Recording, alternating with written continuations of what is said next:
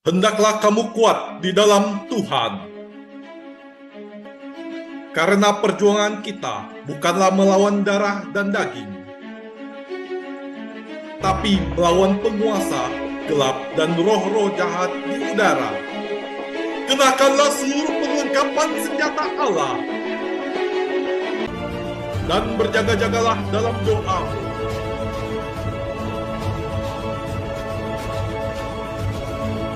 Legion of Jesus memberitakan kabar baik kepada semua orang. Halo, shalom saudaraku, jumpa lagi dengan saya Fabianus Eko dalam channel Legion of Jesus memberitakan kabar baik bagi semua orang.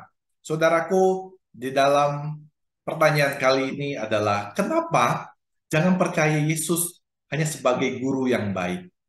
Nah, bagaimana dengan kita? Apakah kita percaya bahwa Yesus adalah guru yang baik?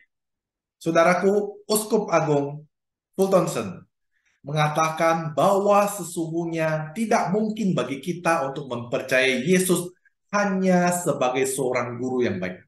Sebab pilihannya hanya ada dua. Yang pertama, apa yang dikatakannya adalah benar. Bahwa Yesus adalah sungguh Tuhan. Dan yang kedua adalah jika perkataannya tidak benar, maka maaf. Ia adalah penipu terbesar yang pernah ada di dalam sejarah umat manusia. Sebab jika ia bukan Kristus Putra Allah seperti yang diajarkannya, bukankah ia telah berbohong kepada Anda dan juga kepada saya? Jika demikian, bukankah ia tidak dapat dikatakan sebagai seorang guru yang baik? Namun, betapa baik dan sempurnanya ajaran Kristus. Mukjizat-mukjizat dan juga teladannya yang telah diperlihatkan kepada para murid. Sehingga tidak ada alasan bagi kita untuk menuduhnya sebagai penipu ataupun penjahat. Ajarannya untuk mengasihi sesama, bahkan mengasihi musuh, adalah sesuatu ajaran yang tidak dapat disejajarkan dengan ajaran tokoh manapun. Dan Kristus telah melaksanakannya sendiri. Ia mengampuni semua orang yang telah menganiayanya sebelum wafatnya disalib demi menebus dosa-dosa manusia.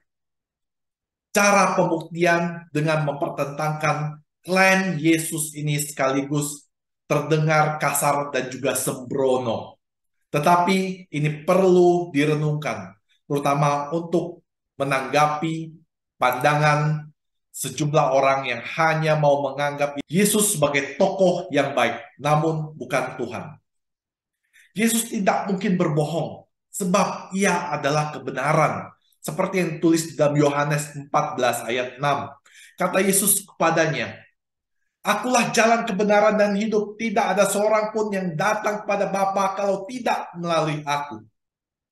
Jika Yesus bukan Tuhan, ia berkewajiban meluruskan pernyataan Santo Thomas muridnya yang berkata kepadanya, "Ya Tuhanku dan juga Allahku," seperti yang dicatat dalam Yohanes 20 ayat 28. Namun nyatanya Yesus tidak menyangkal pernyataan ini. C.S. Lewis menambahkan dua pilihan lagi, yaitu di bagian ketiga.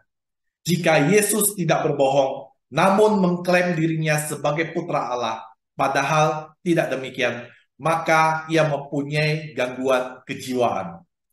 Namun alternatif ini juga tidak cocok dengan keseluruhan riwayat Yesus yang senantiasa menampilkan pribadinya yang utuh dan konsisten, melaksanakan apa yang diajarkannya sendiri.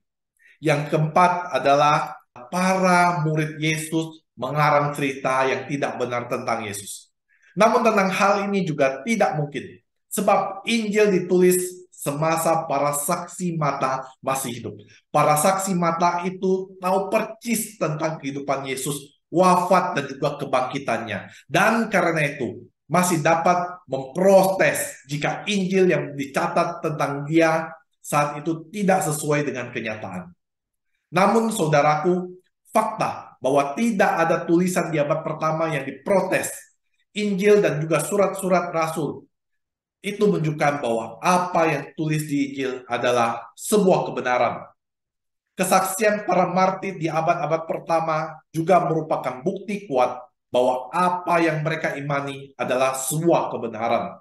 Sebab mereka lebih rela mati daripada mengingkari apa yang telah mereka saksikan sendiri sebagai sebuah kebenaran tentang Kristus yang sungguh pernah terjadi, yaitu bahwa mereka mengimani Kristus, Putra Allah yang mengambil rupa manusia, yang hidup sebagai manusia, namun melakukan hal-hal ilahi yang kemudian mengalami penderitaan dan juga sengsara, wafat, dibangkitkan, dan naik ke surga. Inilah yang nampak dari tulisan jemaat perdana seperti yang ditulis oleh Santo Quadratus yang wafat pada tahun 129 dan Justinus Martir yang wafat pada tahun 165.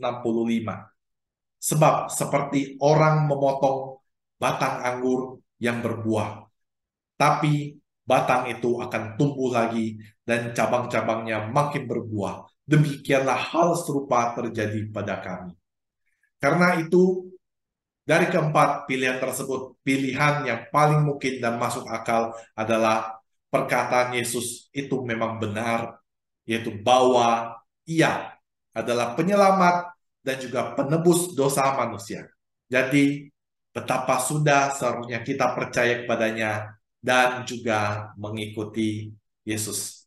Demikian saudaraku, apa yang bisa dapat saya sampaikan mengenai jangan percaya kepada Yesus bahwa dia hanya seorang guru.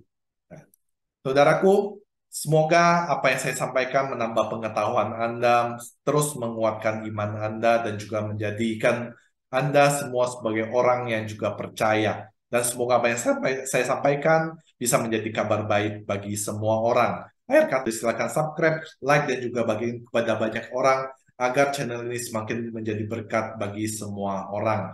Terima kasih, Tuhan Yesus memberkati Anda dan juga saya. Bye-bye.